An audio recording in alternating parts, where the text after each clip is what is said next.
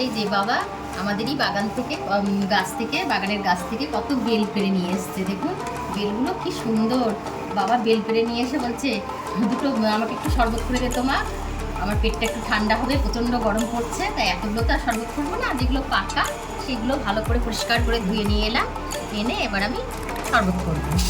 এগুলোকে এবার আমি ফাটিয়ে নিচ্ছি।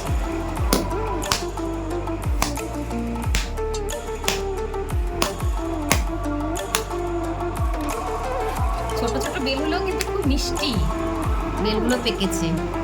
এবার আমি এই বেলের শাঁসগুলোকে বের করে নেব।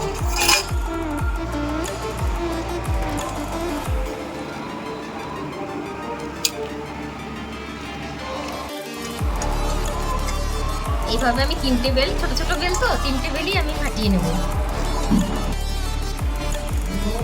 এইভাবে আমার সব বেলগুলোকে মানে বেলের রসগুলো ছাড়িয়ে নিলাম।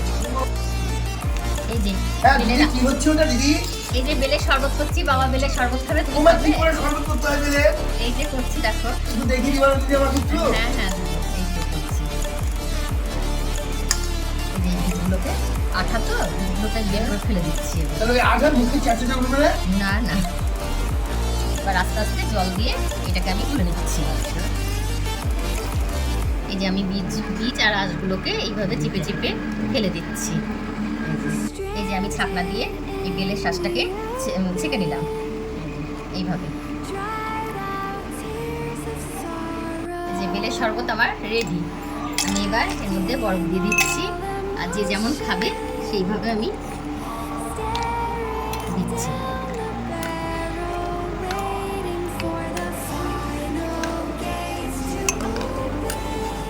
মিষ্টি যে যেমন খাবে। বেলটা খুব মিষ্টি, ওই জন্য বেশি, বাবা বললো বেশি মিষ্টি দিও না, অল্প মিষ্টি দাও।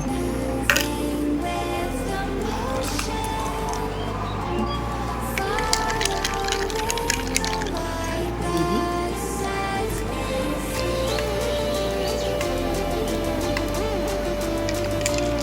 এই নাও বাবা, তোমার শরবত রেডি। দেখি আমি আগে মুখে দিয়ে কেমন লাগছে। দারুণ হয়েছে, দারুণ।